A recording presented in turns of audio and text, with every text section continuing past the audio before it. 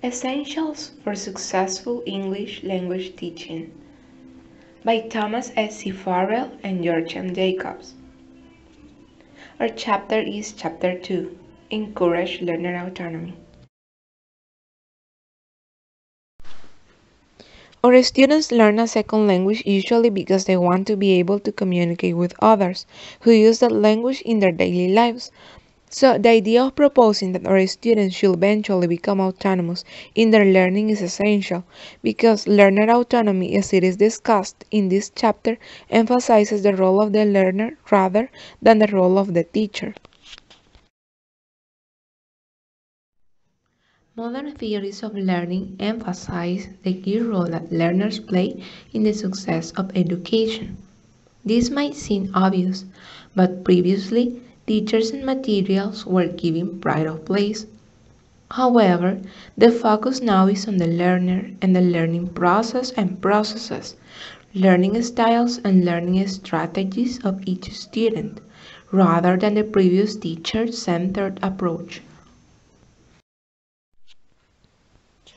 To be autonomous means that our second language learners need to be able to have some choice as to the what and the how of the curriculum we are teaching them, and at the same time, they should feel responsible for their own learning and for the learning of those with whom they interact.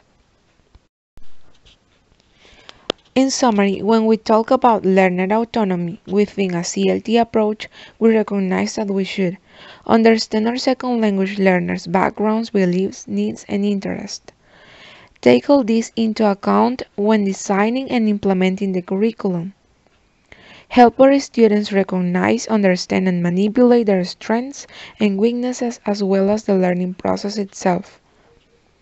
Offer our students as many choices as possible and control over their own learning. Encourage enjoyment of the learning process.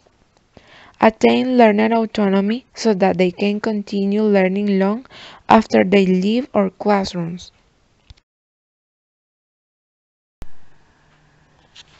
Learner autonomy is sometimes misunderstood as referring only to learners being able to work alone. However, by first learning how to collaborate with their peers, learners can slowly discover how to move away from dependence on the teacher to independence with the ultimate realization of working alone.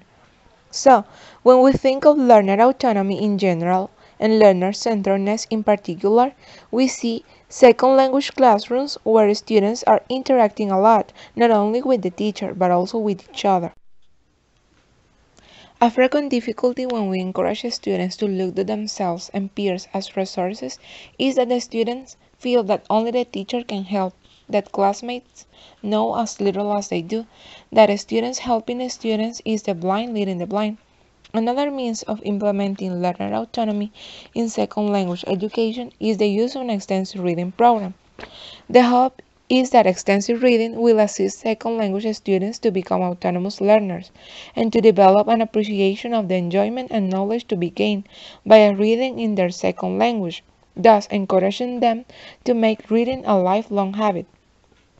Self-assessment provides another general way for second language students to develop their sense of autonomous learning.